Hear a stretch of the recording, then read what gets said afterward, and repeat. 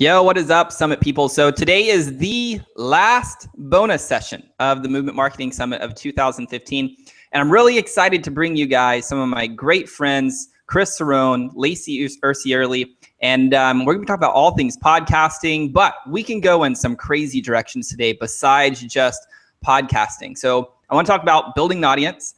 I want to be talking about how do we get on other people's podcasts and get into, should we start a podcast or should we just get on other people's podcasts? That's an interesting topic. And then secondly, I want to get into like building a business and making some money. Really excited.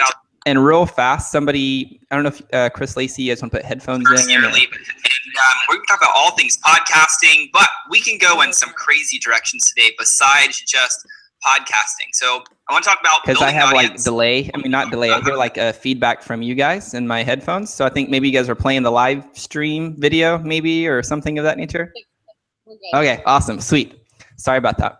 And then, so also, I just want to let you guys know, Chris and Laci, they have built the Cerrone Show. You guys have what? I know you guys are 1 million+ downloads. What are you guys up to today? I don't even know. Almost 2 million. Yeah, almost 2 million downloads right in a year. It. In a year, yeah. Right. So as you guys can see, Chris and Laci, they know what they're talking about in the podcasting world, like building a global audience. They've been able to make money from the podcast. So I want you guys to be able to, go into the chat, ask your questions.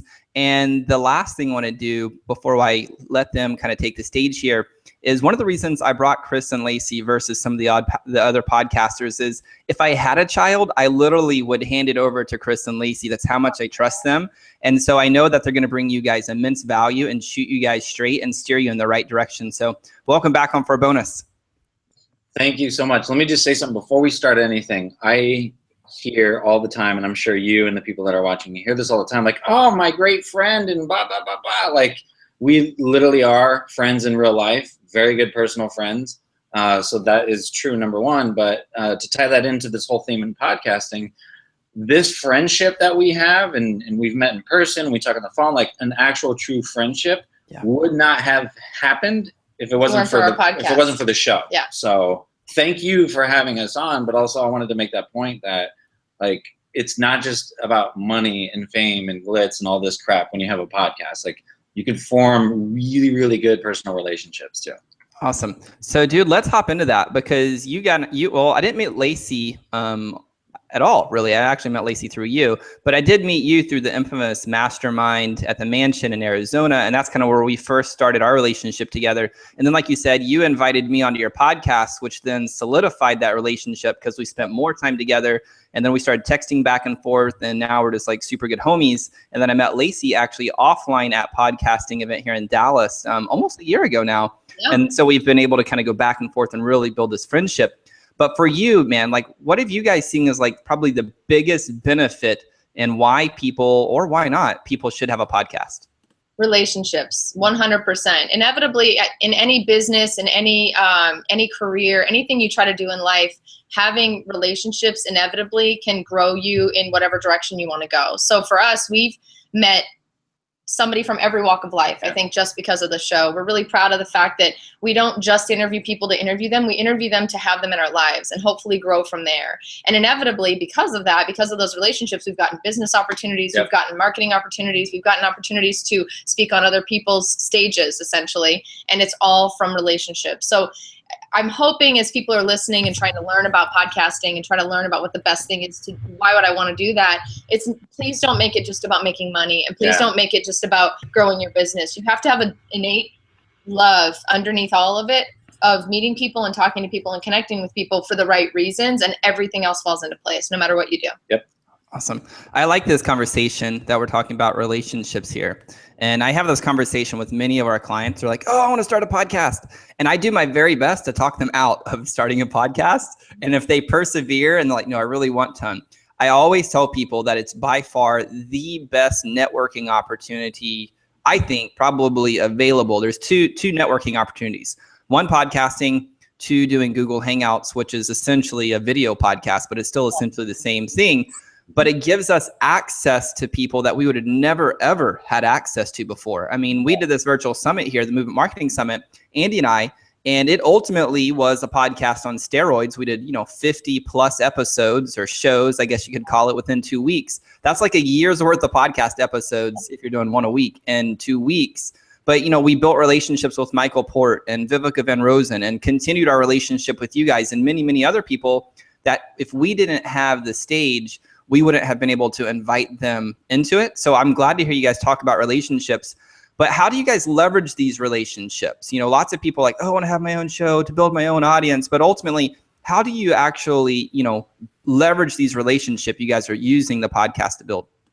It's tough to say. I'm gonna say my piece, and Laci, if you want to add on. It's tough to say because I have like an aversion to the word leveraging a relationship, just because it sounds so impure and it sounds like it's not real. What I will say, at least for me, and I think for both of us, is a lot of it just came organically. A lot of it just happened. We're out there doing amazing stuff. You and I have a personal friend. Yes, the three of us have a personal friend by the name of Sue Zimmerman. Now, with Sue, and I was just talking about her last night, with Sue, like, we just had an amazing time. She was like one of the very first guests on my show, like in the 20s somewhere, or maybe even the teens.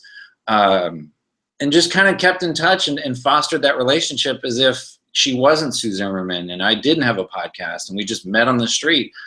And organically from that, Sue has directly helped the podcast grow, helped me get guests, helped me do this, that, and the other. Event, yeah. I spoke at what was it, Creative Live or something for her at San Francisco. Like, I didn't go into that relationship thinking, okay, this is Sue Zimmerman, and from this, I'm going to connect the dots and get this guy. And then from that, like, I didn't even approach it like that. And I think, not only when you do that from a podcasting standpoint, from a guest standpoint, if you do that just from a life standpoint, not to get all hippie, like, organically, the fruits of that labor will just start happening for you, and things will start presenting themselves, and doors will start opening. And the key, my God, I need some water. The key is when those doors open, it's up to you, and it's your choice to actually walk through those doors. Yeah. Let me say this too. Sorry, AJ. I was going to say, if you really are focused on growing a business and you want to utilize your podcast, as long as you're going into it with, like we said before, the pure intentions, it's okay to reach out to people that you hope will become a future client or that you hope will become a future partner or whatever. It's okay to start with the intention of, I'd love to work with them someday. How do I get that conversation started? I have them on my show. So that's kind of what we do. Like, if we think someone's just really awesome, and our format of our show is loose, some people's aren't as loose, so it may not work for everybody, but our format's loose. We basically just interview awesome people. That's it. So because of that, we are given the opportunity to call anybody and everybody in the world that we want to work with. So for us, it's been a really cool thing for us to go strategy-wise. Who do we want to work with? How do we think we can help this company? Who do we think we can do this, that, and the other with? We go in with all or nothing. If something happens, great. If something doesn't happen, great mentality. But from that, and you make it a good time and you make the conversation real, inevitably they keep you in the back of their minds. And from that, I'll tell you, happened with 1, 2, 3 people that we've done shows with, that we did that exact mentality check. That strategy was, I really want to work with them someday. Let's have them on the show.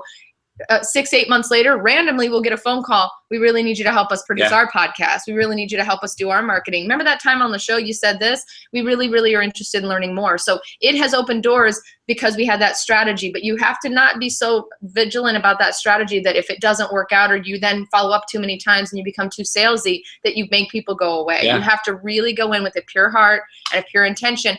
But it's okay to have it in the back of your mind that you'd love to work with them someday, because inevitably you will. I love this. And this is a very, very, very, very different model to leverage podcasting and ultimately monetize your podcast than I would go to say 85% of people who start podcasts, right? Because most people are like, they listen to certain individuals and like they want to start a podcast. They want to get, $30,000 or $40,000 a month and sponsorship opportunities. And ultimately, this is their lottery ticket to build a business. But you guys are going out at a very different approach. And there are some questions here in the chat, and I want to get to here in a second. But before we do that, like, how did you guys make that shift? And ultimately, can you like lay out the strategy here where you're like, ooh, this is a good potential here. I'm going to reach out to them. I'm going to talk to them about this topic. Like, how do you play both sides of the coin here? Coming from a very pure heart, right, to connect with real people, but at the same time being very intentful and strategic in who you're reaching out to. We try to say it at the same time. Let me say this, because I think we're kind of going through that right now. Like, we're literally going through that right now. In terms of guests and people we want to work with, Laci and I decided because we're in the middle of doing season 2 and relaunching season 2 of the show. And the way we're approaching that is we decided, okay, you write your master list of people you want to talk to. And that's it. When I say people you want to talk to, it could be as big as, you know, the president, or as small as like the waitress at the corner. Just brain dump a list of who you want, and I'll do the same. We'll combine the list. And once we combine the list, or even look at our own list, like I've noticed on my list, and I told this to her, I was like, I got a lot of like musicians and skateboarders and extreme whatever in that thing. I'm hoping your list will offset it. If it doesn't, then I need to go back. So being strategic about it, and not going too heavy on one topic, because you got to have balance, right? In anything you do, you got to have moderation. So in terms of the guest, it's kind of. Yeah, and I think when you're asking how can you balance both, right? It's really, what business are you trying to complete? So for us, we have a marketing, well, I don't even call it a marketing. We have a consultancy firm, I don't know what you want to call it, but we basically work with people to monetize their business, right? We work with them to build products, to do social media the right way, to do email lists the right way, to market themselves in an appropriate way that will garner traction and get them some financial income from it. That's our business. If your business is making cakes and you're desperate to try to do a podcast to then connect with people that you think you want to work with at some point in time, you're going to have a little bit of a harder sell and a little bit of a twist on exactly what you're doing there. You have to really look at it from both sides. Does this make sense? Does it matter? Don't just call some rich lady in town because you know she does these parties every weekend that you want to do her cakes, and say you want to interview her because she does these parties. Like, you have to really think about, does it fit? Does it work? Does it jive? Because if it doesn't, then you're not doing the podcast for the right reasons, or your business isn't going to be able to be tied in like you want. Awesome. That makes sense? Yeah, it makes perfect sense. And so what I hear you saying is, number one, you have to be very intentful and strategic. I guess that's 1 and 2. But number 3, you have to be very focused on what experience are you creating, because ultimately we're creating a radio show here. And if we're an individual who our innate genius is to be monotonous, and we start a podcast, it's probably going to be horrific and excruciating to listen to. Probably not a good move to start a podcast, just because you got to start a podcast to connect with people, right? Probably not a good move for you. But if it's something that you love to do, you love to talk, you love to use your voice, and you're willing to master the skill set of podcasting, what I hear you saying is you can create this amazing experience where you're in people's ears, you know, for however many hours or 30 minutes a day or however long you do your show, but also to build the relationships and potentially get clients. Yes? Yeah, and I think too, just one last comment on that. It's, you know, you have to really think about what type of show you're doing. You know, if you're doing a show to make money on the show, start over. You will not make money probably for the first year, if not longer. Do the show and be able to talk about whatever you're talking about without thinking about it, without struggle, for a year, if not more. Generally. No, and I mean, generally talk about stuff without struggle, right? Be so passionate about what this thing is. If it's just talking to people, if it's selling cakes, if it's beer, if it's whatever, figure out what your topic is or what your style is going to be, however that may flow. And it opens up those doors that will inevitably either build your business or become your business. But don't start it to make a business. That's not going to work. Yeah, so we're using podcasting as our content strategy, right? Some people write blogs, or some people are doing YouTube, but if we approach it from that, it's just like, okay, you know, I'm not creating this separate business. This is just going to be my content strategy for the year, and I'm willing to ship content once a week or once a day or 3 times a week or something of that nature. You got it. So let's shift gears here and come into the questions. So one of the questions was from Asia. And she wants to start a podcast, and she said she's going to, but one of the things she's looking at doing, I'm trying to find her question, is how does she get onto other people's podcasts? Like, what's the format for getting on other people's podcasts? That's you. Yeah, I'll say, I'll give her 2 answers. One, not only just for, it's female, right? Asia? Yeah, female. Not only just for her, but anybody watching this, if you go to cerroneshow.com/10K, we're doing something special where we're dripping out a lot of the strategies and tools and things that we used to get our audience as big as we did and get on shows. So there's like going to be a bunch of cool info. I literally created that today for this thing. So it's going to be exciting. To answer the question though, is when you ask somebody to be on their show, right? And you send them an email, you got to keep in mind that, like, who the heck are you, right? Like, when I get emails, I want to know, how are you, A, going to help me? Not to sound selfish, but it's the absolute truth. B, what are you going to provide for the audience that I built? Like, I built this audience. I don't want you coming in here and mucking it up with all your, like, how are you going to help my audience? And C, like, what have you done that I can check out?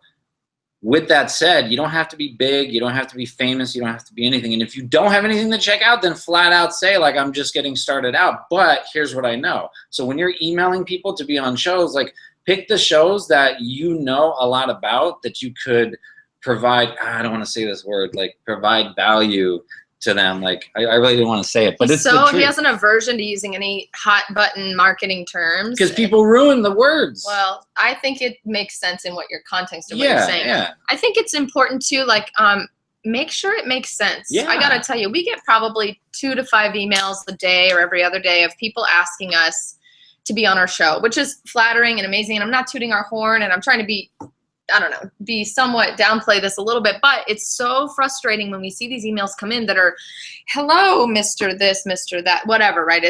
You tell they don't know who we are, because anybody that addresses us as Mr. and Mrs., you're out. Like, hello, start over. If you listen to our show, you know that's not how we roll. Yeah. So be sure that you're choosing shows that you've listened to. Even if it's just 1 or 2 episodes, give them the time. If you're expecting them to give you time, give them some of your time as well. Even if it's for just 5 minutes. Yeah. Just poke on there and hear how they word something. And hear their tone, but make sure that the show, so look at what's out there, right? There's millions of podcasts, right? Probably hundreds of thousands, but there's a lot. 350,000. Don't think that you just need to be on the big ones. Yeah. Because a lot of these smaller shows and the newer shows are desperate to find guests. And above and beyond that, they've got listeners too. And a lot of those shows, having more rather than just one big person interviewing, having more of that is going to get you get you further, because that's more people that are seeing their content. It's like a bunch of little ants taking down a cockroach.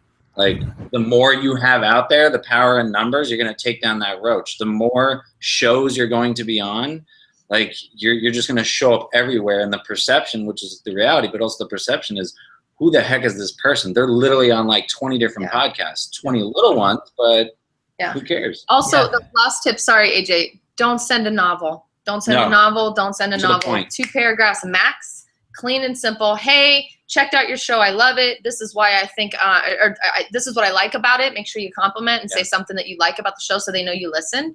And then here's why I'm writing you. Here's what I'm doing. I haven't got anything to show yet, or here's a little bit of what I've done. Really love it. Another key thing, sorry, AJ, is get out there. Start talking to people. Because inevitably, if someone's a podcaster and they're talking online or on Twitter or on Facebook and you're engaging with them, they're going to ask you. Yeah. So get out there and don't be afraid to start talking to people. Don't make it all about you. Start engaging and talking to people in their way, the way they communicate through Twitter, Instagram, whatever, and inevitably it'll happen. Awesome. And what do you guys think about people reaching, like, a lot of times sometimes it's hard to find people's email addresses. They just don't list them out there.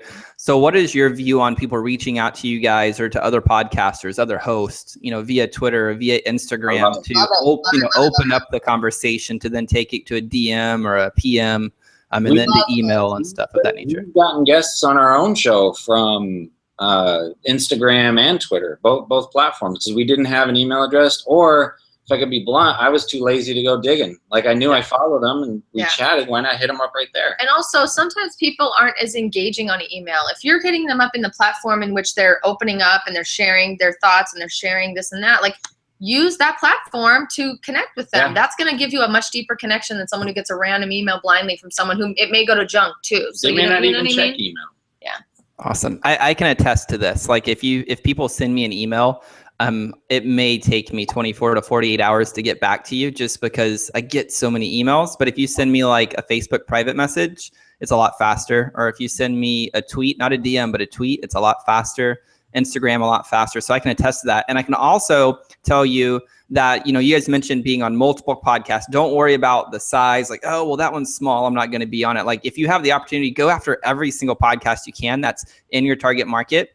Because I've been on a lot of podcasts, as you guys know. I've been on yours. In fact, you were the first podcast that I was on, and it opened up the floodgates of opportunity for me to be on all these other shows. Yeah. And people were sending me tweets and Facebook messages like, son of a bitch, like, you are everywhere, bro. Like, I have to know you because you're everywhere, because I was and I have been. And so I can totally kind of just be the social proof for you to say what you said is solid gold. Get as many places as you can. Yeah. So here's the next question for you guys, which is what equipment, I know we talked about this briefly on the last one, but if we kind of want to real fast recap on this, what's some equipment for people to get started? You know, we get asked this. This is the one question we are asked more than anything. And I'm excited that Chris mentioned the cerroneshow.com/10K, because that's going to be some of the information that we're sharing when we share information through that product that we're putting together. So if you haven't done so already, go over there and sign up. Just give us your email. You'll start to get information from us. But the good news about that is that, you know, the equipment list isn't that big.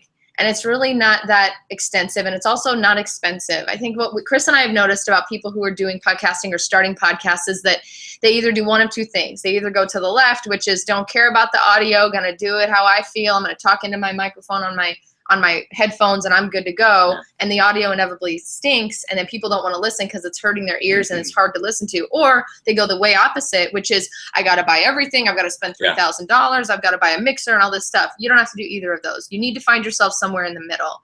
We work with very minimalistic equipment for a number of reasons. We do a lot of traveling. If you follow us on social media, you'll know, or not, or even follow our show. We do a lot of travel, and we meet with people in person throughout the country. So we don't need to be lugging a huge mixer and all this crazy stuff where we go. So we've put together some lists in the past on our show that I think we can probably share with you, just a quick rundown maybe of the type of microphone that you need and the type of mixers and things like that that you need just to get started. We're just talking about just getting started. Yeah, is there a link I can drop in the chat box for them to find that?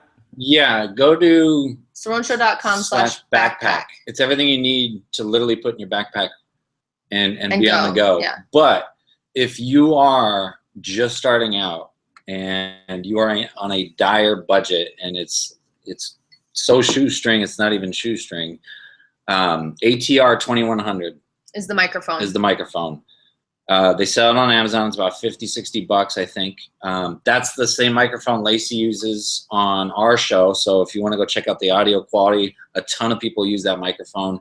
ATR 2100. Yeah, it's Audio-Technica is the brand. I highly recommend it. As you know, AJ, when I started originally, when I was by myself before Laci, I had the Blue Yeti, the one I think you're using, and my laptop, and that's it. Like, I used that for the first 40-something episodes. Now, since then, I've upgraded. If I were to go back, I'd get the one that I just mentioned. But yeah. Well, and, you know, just for those that don't know, you started in your closet, so you weren't like traveling around, escapading all over airplanes and shooting. I made him do that when I joined the show. No. So really, you need a microphone. You need a nice microphone. The one that AJ's holding, how much did that cost you? It was like $125, $150. Yeah, so you could go there, or you could do the ATR 2100, which is $50-$60, like you said. Both amazing mics. You need a mic for sure. What else do they need? A mic and a laptop. Laptop. Literally for the sake of brevity on this thing that we're doing, a microphone and a laptop. The one that you're using right now, the ATR, or go to that link, cerroneshow.com/backpack. You get a little more info. But I just want to say this before we move on. You don't have to get bogged down and be techie about it. You don't have to worry. Like, you could sound amazing and build a hit show like we did with literally a USB microphone and a laptop. Worry about mixers, worry about mix minus setup, worry about all that stuff later down the road when you start to get some real traction and say, yes, I want to continue on this path. Yeah, and really, as far as equipment or software and stuff on your computer, most computers come prepped and ready. If you have a Mac, it comes prepped with GarageBand. That's free. It's included. And I don't know what PCs are inclusive. Go to I think it's Audacity.com. That's the free.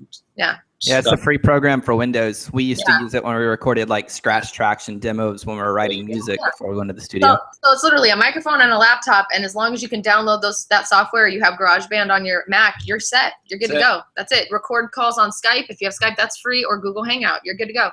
Awesome. And just for the people, you know, who I don't want the pendulum to swing too far away, because what I hear you saying is you don't have to worry about the best quality to get started, but at the same time, we want to make sure that we don't have shitty quality. Absolutely. So could you define like what not to do, like so we can make sure we're kind of staying balanced to actually take the massive action?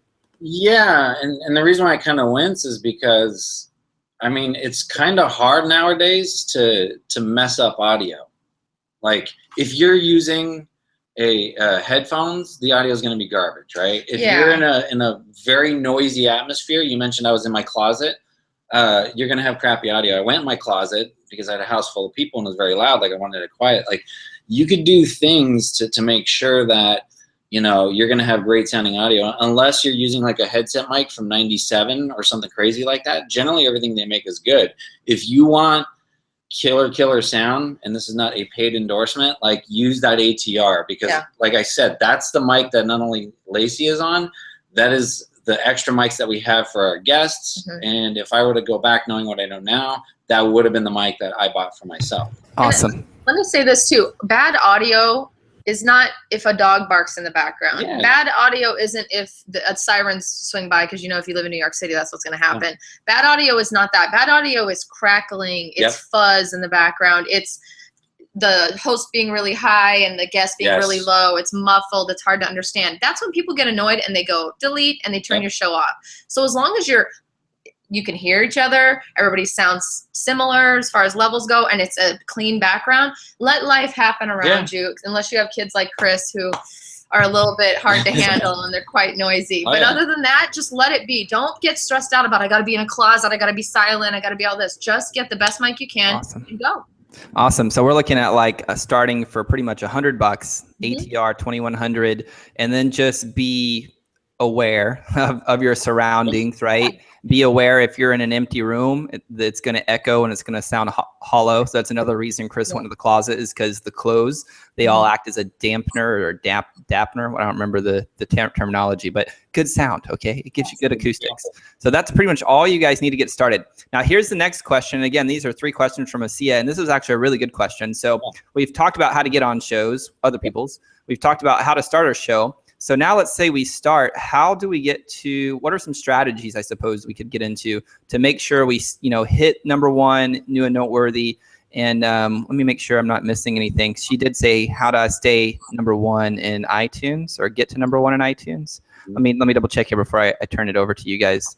There's, while you're checking, there's 2 different things. Is it a brand new show or is it an existing show? It's to be a brand new show. Okay. Yeah, so I can't find her question, but I do remember that. It was, how do I get to #1 in iTunes? Brand new show. Can I interrupt you before you start? Yeah, go ahead. First of all, #1 in iTunes is not the end of the world, the best thing in the whole world. And we need to make this very, very clear. You need to not compare yourself to everybody that's #1 in iTunes, because you have to remember, people that are #1 in iTunes have sometimes have Walmart-sized budgets behind them that are promoting them, and sponsors that are helping to get the word out. That there's a machine behind a lot of these now. The most important thing for you is to do not compare yourself to others. You've got to set reasonable goals within your head from the beginning that you'll be happy with, not understanding or knowing and wanting to be like anybody else. You need to produce your show. #1 in iTunes is not the end all be all. That's what I had to say. Sorry. But it helps. It helps when you're kicking off. She's saying stay #1. You don't have to. You're never going to stay #1. We don't even stay #1. I don't even know what number. We're probably 135 right now. I don't even know. Yeah. From a tactical standpoint, it's really good to have a pre-launch strategy. I'll speak from experience of what I did starting out, and we're in the middle of launching season 2. Can I interrupt you really, really fast? Is this type of information that these people can go to get at Cerrone Show /10K? Yes. Yes, they can, but I got no problem giving it out for here. So the fact that they can go get it, they don't have to worry about writing anything down. Just go get it. And this will be a high level look. We'll be going more detailed. Yeah, they're going to need a pre-launch strategy. The sooner the better. And if you have no content, no nothing, literally take a picture of your microphone and your laptop, because that's what I did originally when I started the show. Just start dripping stuff out, you know, that may be fun, exciting, whatever. Like, who cares? Just start doing it. Direct them to a landing page. I won't get into the logistics on how to start that, but start collecting email addresses, because number one, email addresses. Because if you've noticed, we've plugged you to go somewhere to give us your email address. Like that's just how it works. When I launched the show originally, I think I had maybe, I don't know, 100 people on the list, something like that. That took a couple months to get. The show launched with 298 downloads, I think. So when you launch a show and there's a lot of people listening to that show, the mystical powers of the Apple algorithm are going to see like, crap, a lot of people are paying attention to this show. Let's start bumping them up. Another key thing, and I don't care if it's from people you know, people you don't know, your mother, sister, father, it doesn't matter. Like, have them go on and listen and give a legitimate rating and review. That's another thing that adds to the machine. So you have people listening, you have ratings and reviews, even if it's a couple. Yep.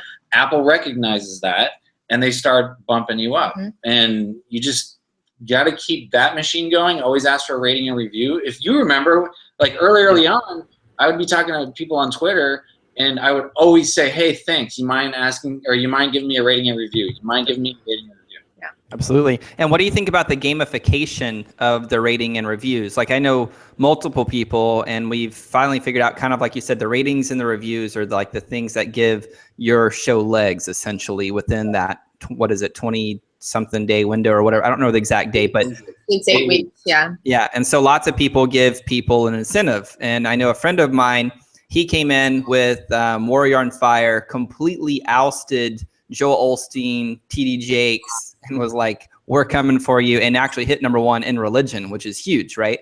But #1, let's break it down. He had a massive email list, and then he gamified and incentivized the email list to go download, subscribe to the show, rate the show, review the show. So they had hundreds of ratings and reviews within the first day of uploading, and boom, they ousted the two that had been there for years. Well, there's two sides. I'm glad, it's funny you're bringing that up.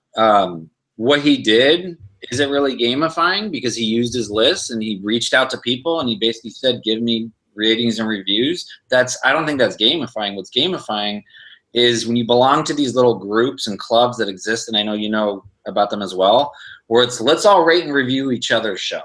Yeah. And then that's how you game. And to touch on what Laci was saying, and I'm glad you brought up, it doesn't matter about being #1. When it comes to that, yeah, she's absolutely right. You can game the system all you want, and you can get and be #1 for a long time. But if your content is garbage, almost cussed, if your content is garbage. He cussed, it's okay. If your content is garbage and you got to #1 because you gamed the system, enjoy while you can, because you are going to crash. It's not going to be foundational. It's not going to last long. It's not going to work. It's like smoking crack. Like, you're going to get high, but then you're going to crash, and you're going to always constantly be chasing that next high. There's nothing wrong with using the system and to build your list and build your content and build your audience the way you are. You may have 700 people on your list and only 3 of them listen to your show. There's nothing wrong with asking that list to do you a favor and listen. There is something wrong, to Chris's point, I think, with, and to your point, I think, AJ, with kind of working the system. It's not about that. Let's just, to our point, it's not the end all be all to be #1. It's pretty dope. Don't get me wrong. It's pretty dope, but it's not the end all be all. But you guys have to be better marketers. Doing the pre-launch is literally, to Chris's point, little baby, check us behind the scenes. Something's coming. Teasing. Not giving, you don't have to come up with a beautiful graphic. It could be a picture of your foot as you're walking. Who cares? It's all about bringing people into the fold, bringing them into your life, and letting them be part of this journey. People love to buy into a journey. They don't want to buy into someone who's already big and amazing, and then they feel like they're just a newbie to the whole thing, and then they're late to the game because all these other people already caught on to it. That's just like a band, if you think about it. If you listen, I've been listening to Amy Winehouse for probably 15 years. 15 years, I love Amy Winehouse. Then all of a sudden she got big, right? And I was like, great. Now all these newbies think that, I don't know, maybe, however long she's been around. Then she passed away, and that was horrible. But regardless, it's similar to that. A lot of people go, man, all these people are listening, and I've known this band for years. Now I don't want to listen to them at all.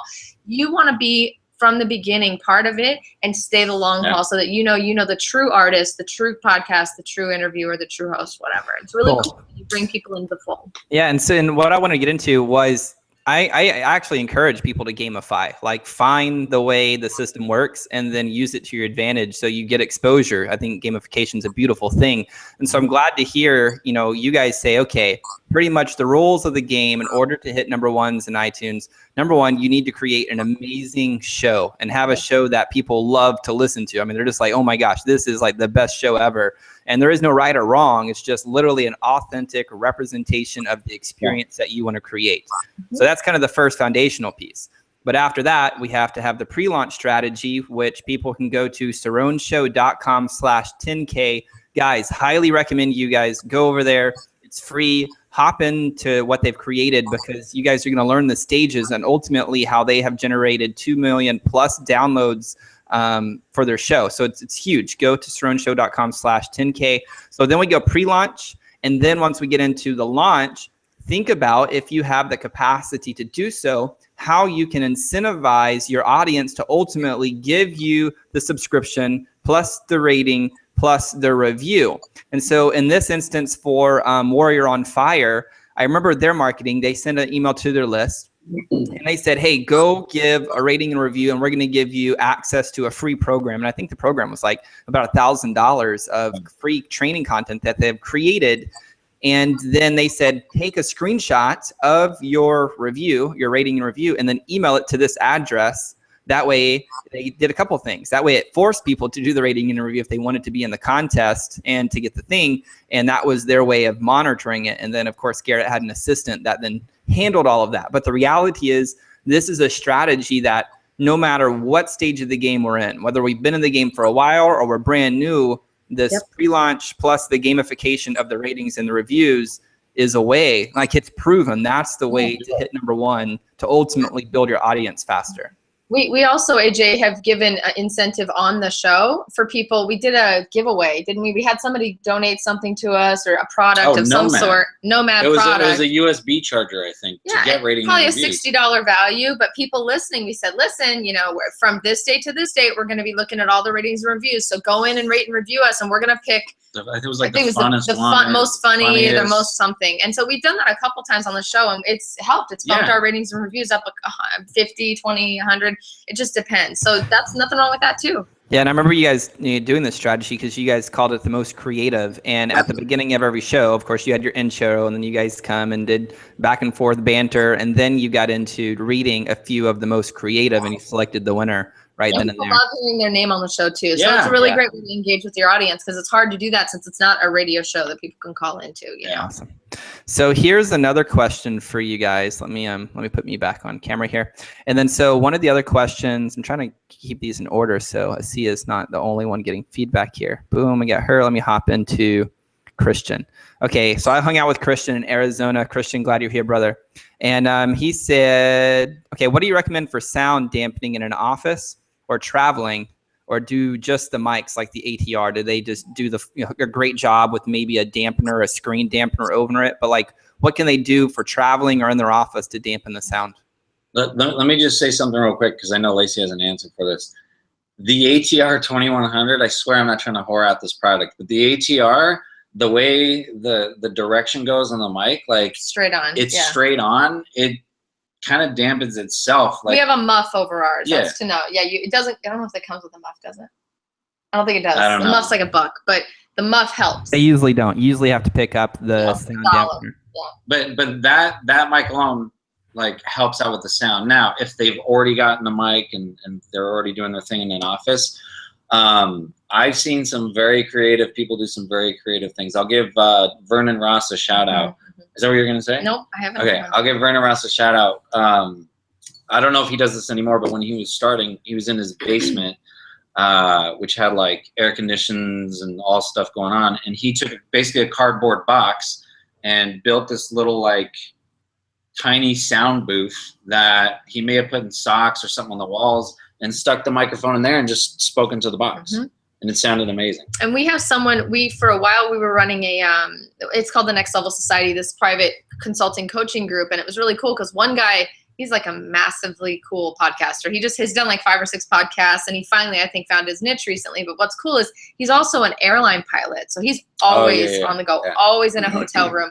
And inevitably hotel rooms suck because you've got the loud air conditioner and people next door doing God knows what. So it's really cool. He took pillows. You know how you always have like 12 extra pillows on a hotel room, and he lined up pillows around his microphone and just literally did the exact same thing Vernon did, just leaned in and talked into the microphone. He did have an ATR, I think, which pointed directly at him and really gave him a good sound quality anyway, but it was cute. He was posting photos of it, and there were these pillows around it. But, you know, again, if it's a little echoey, if it's a little this, it's a little that, play with stuff, try different things, record a 5-second thing and listen to it, record a 10-second thing, let somebody else listen to it, because you may be overly thinking your audio. I know we do. So many times we've shared stuff with people and said, what do you think? How was the show? And they go, man, the audio quality was great. And we're like, oh, that was a raw cut. We didn't even touch the audio yet. So don't overthink it. Share it with a family member. Share it with someone that you trust that can give you honest, raw feedback and who's listening with your ear, but isn't as jaded as you. And you may be surprised. You may be doing okay. Awesome. And one of the questions that's come up twice now, one, this question was asked by Carrie and also Asia, which was, if they're doing a solo show, how long should it be? And I have my own thoughts on this, but I'm going to let you guys take this one. Yeah, I want to say something because this is a hot button of mine. Okay? This is also on the 10/10K, so if you guys want to go there. The quick and short, dirty answer is, who gives a flying F? And here's why I say that. When I originally started the show pre-Laci, the gospel was, it's got to be a half hour. It's got to be 23 something minutes because of drive time and blah, blah, blah, blah, blah. And I'm if you guys haven't noticed yet, we're both very long-winded. And I don't think by having an interview style show in the way we do it, for me, that I was going to be able to pull out gold in 23 point something minutes or a half hour. Like, I have shows that I listen to that are 4 hours long, and I listen to the end. And if there are people making 4-hour shows, and there's people like me listening to the end, then there's going to probably be people that will listen to my hour-plus long show on entrepreneur and business. And you've mentioned numbers and all that, and that's obviously the case. That's going against the grain to a lot of professionals of people saying, you know, it needs to be this. And I get it, and I get that there's data to prove it, but at the end of the day, I started podcasting for me, to have fun, to have my platform, to do what I want, to be happy and fulfilled. And if it's going to take me an hour to do it, or if it's going to take me 2, then that's what it is. Like, don't be so scared of following your gut and doing what you got to do. And then I'll shut up. Well, you better shut up, because I have something to say. And then tweak as you go along. You know what I mean? Like, start off and then just...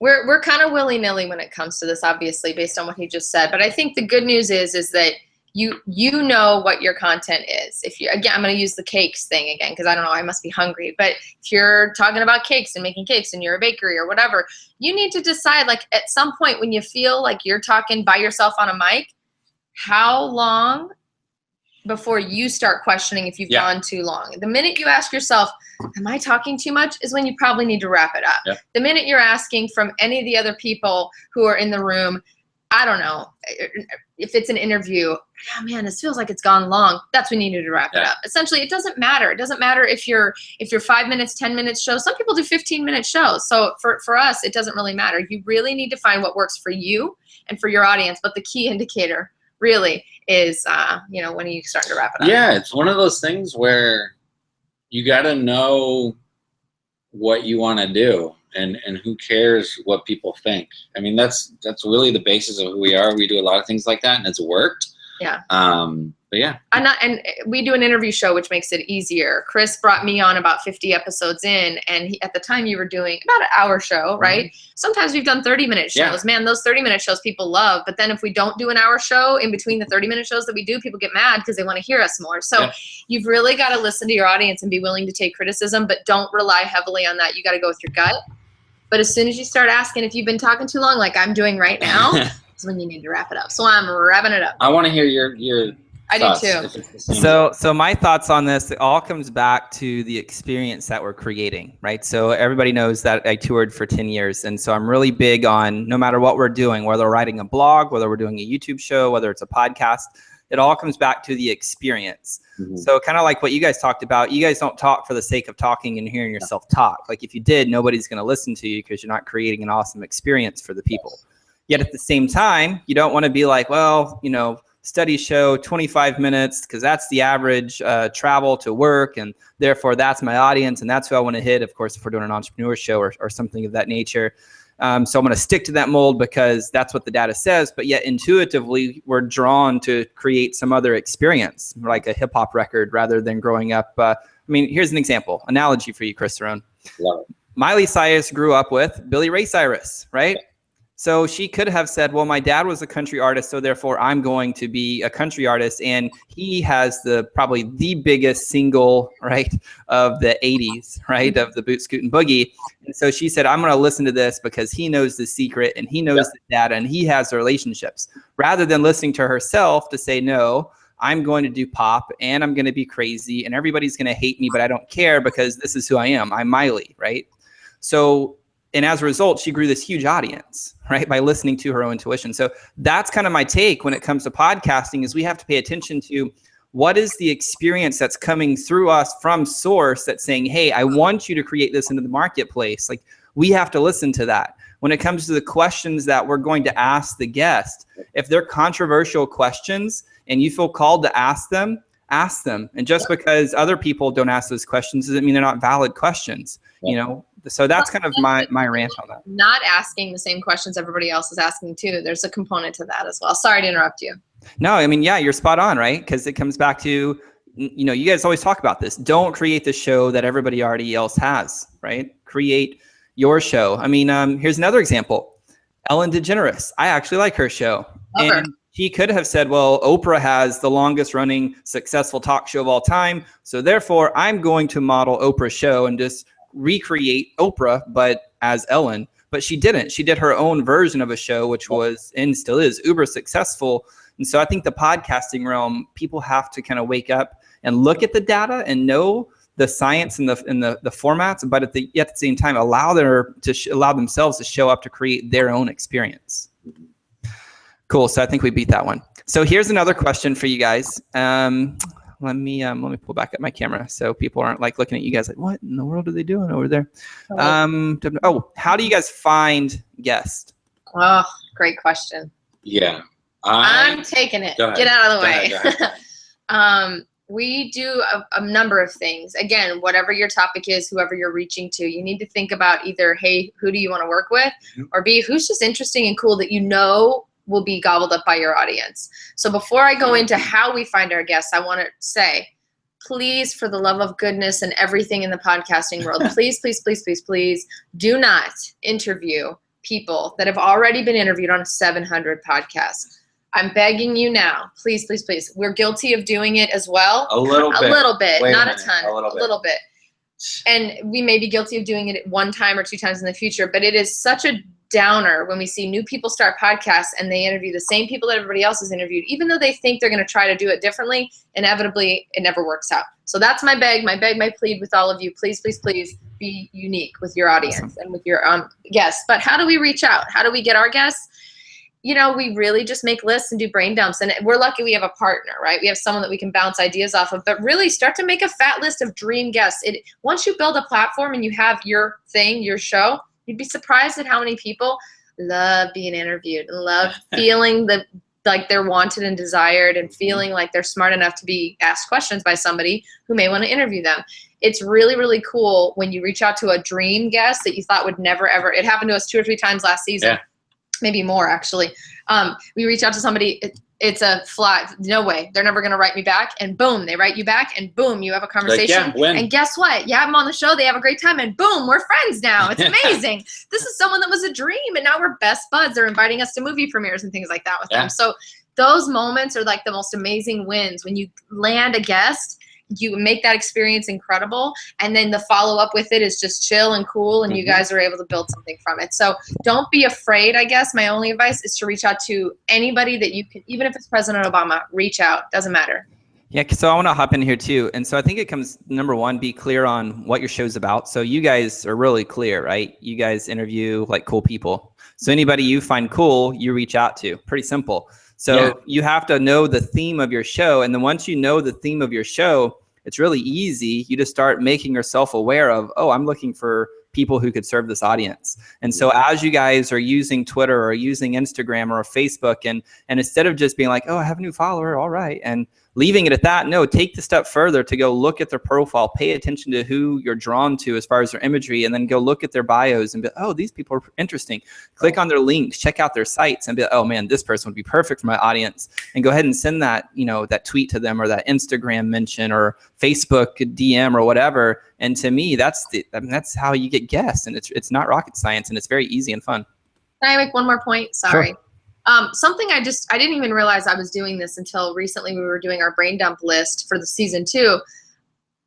Inevitably, we follow people on Instagram and Twitter and Facebook that we're interested in. And most likely, if we're interested in those types of people, you guys are probably going to be doing shows about things you're interested in. So most likely, the show that you're doing is probably going to line up with some of the people you're already following on social media and such, because you like them and you're interested by what they have to say. So it was really cool because recently I started making my list of the guests that I wanted to have us book for season 2. And I went to Instagram and I looked at who I was following on Instagram, and I was like, oh my gosh, yes, not this one. Yes. So it was really cool because I was sitting with a plethora of people that we could absolutely have on the show that would make perfect sense for our audience and what we're doing. Simply because they aligned with what I liked, which is essentially what we're doing our show on. That's perfect. Now, here's another question for you guys, which you may have gotten this question. I've never received this question, so I actually think it's really good.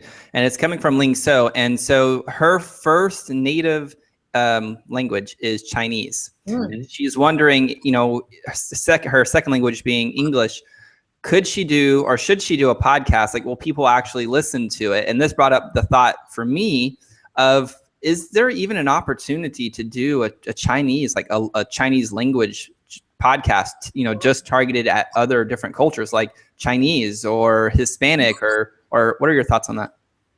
Here's my hopefully quick thoughts. Short answer, yeah, absolutely. But you got to ask yourself, why are you doing it? Are you doing it because you want to be the Mandarin or Chinese speaking podcast, or you're doing it because you feel like you need to be the native, the voice of this segment of people? Like, if you come at it like that, you can do some really cool stuff, whether it's Chinese or Spanish or freaking Sanskrit, whatever. Like, absolutely. Like, it's podcasting is in a timeline right now that it's already hooked on by mainstream media, and it's just going to get bigger and bigger and bigger. And for the next couple years, it's kind of like the Wild West. So you could be, for all we know, like the #1. You could be the Ellen of the Chinese speaking podcast one day if you start early and now and create good content. And it's okay to do a combined show. Do it in English and Chinese. Do it in whatever your 2 languages are that you speak. There's nothing wrong with that, because there are a lot of cultures that do blend the 2 languages. Or there could be a component of, I intro it in English, I intro it in, so you're speaking to both. I think it could be, first of all, I think that's a really awesome idea. We've talked a lot about the international possibility when it comes to podcasting, because audio content throughout the world is probably one of the most #1 downloaded things. YouTube, I'm sure, is probably above it a little bit, but there is nothing wrong with you doing what you're comfortable with and trying something new and trying to see if you can blend it together to create something nobody's thought of. How about this? How about just go do it and try it and see how it works? And send us a copy, send us a link, Laci@CerroneShow.com or Chris@CerroneShow.com, and we want to hear what you're maybe doing. If it doesn't work, then who cares? At least you tried it and did it. And if it does, fantastic. But either way, you're going to get an experience from the trials and tribulations of trying to create it. Yeah. What a cool thing. Yeah. Wow. Now, here's another question for you guys, which is, I think you may have answered this one in the last time. It was for transcriptions. Should people hire somebody to transcribe their shows? Should they do it themselves? When do you guys get an assistant? I know you guys have an assistant. If I did a show, I'd have to have an assistant at this point in time. So what is your kind of recommendation on that? If you don't want to do it, then don't do it, because you're going to kill yourself. Can I just tell you, I don't like when people transcribe their shows. Yeah. I don't like transcriptions. I think they take the point and the reasoning. I know they're good for SEO, so I know there's a whole you do it for SEO, you'll get traction. That's great. Some people like to read, but aren't you doing a podcast so that you can be in people's ears? Aren't you doing a podcast so that you can deliver audio content quality? Why are you spending money on a mic if you're just going to transcribe your interview? So unless you're trying to do both at once. Do a blog style interview that's also available via audio, which I don't know many people that are doing. I could just be in like dark.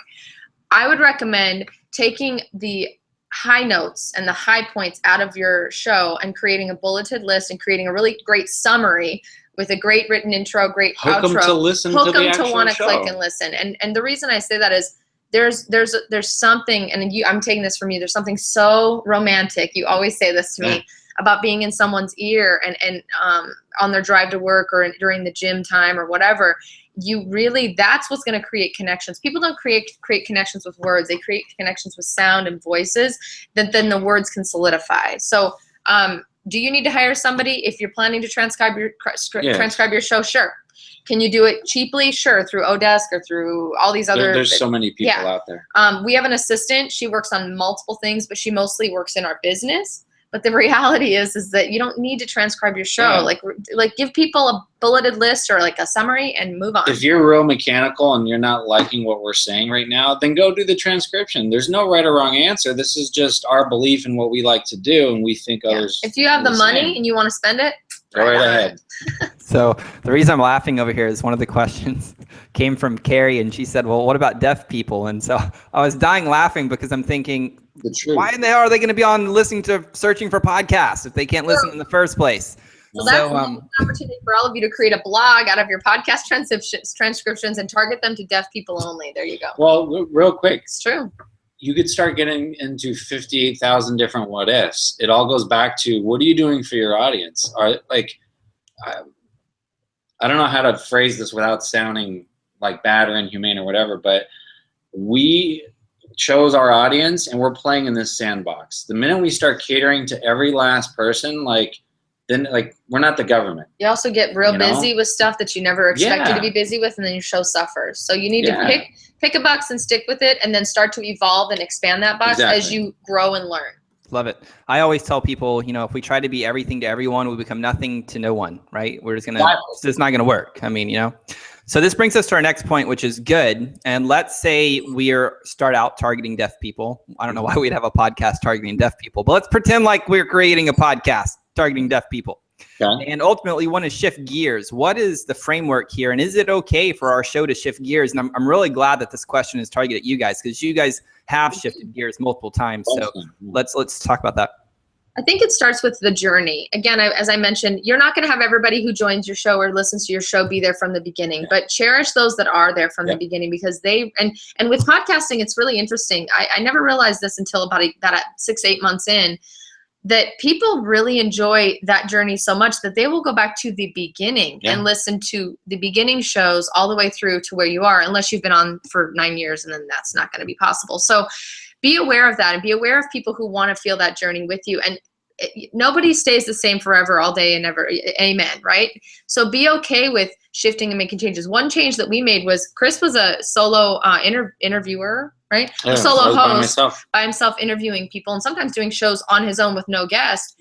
And then by the way, for 55, 56 episodes by myself, and it was called the Chris Cerrone Show, and the artwork was completely different. And about in the 50s. Yeah, so we made that shift by bringing on a co-host, and now there's a female perspective versus a male perspective, and there's a lot of banter and a lot of me beating him up online and all these things. So don't be afraid to make changes. People want to see that you're willing to evolve with what either your audience is asking you for, or with what you're being and feeling called to do. It's respecting your audience. If you care enough to make changes, not make changes because you're not changes in the sense that you're evolving and growing, you're respecting the audience, and they're going to take it as such, whether they know it or not subconsciously. They're making an effort to continue to create this great content that I'm in love with. They'll hang on. Some people will fall off. You said it. Who cares? Let me share a small experience that we recently had. Actually, 2. We've made multiple changes throughout the show, as we mentioned. We went from 3 shows a week, Monday, Wednesday, Friday, to 1 show a week, because our audience was hearing it in our voices that we were strapped and we were stressed and we were trying to do shows and be business people and trying to do everything, right? And you can't always do everything. So we were very honest with our audience and said, listen, guys, we love you. After 100-something episodes. After 100-something episodes, we said, we got to take a breath. We're going to go down to 1 show a week. This is what we're doing. This is why we're doing it. As long as you tell your audience what's going on, they're on board, no problem. that was welcomed with open arms. People wrote us, I mean, we got hundreds of emails saying, we could hear it in your voices. We're glad you've decided to do this. I've been worried about you for months. I'm so glad. Some people said, thank God I can't keep up with you. Yeah, we've had a lot of that. Then fast forward to March of this year when we decided to take a small break with our show so that we could evolve it and grow it and make changes that we needed to make that couldn't be done on the fly, that couldn't be a 3-show to 1 show or add a new person. We really are trying to evolve the show into a new level of conversation. And that doesn't happen overnight. We really needed a break to be able to rebuild.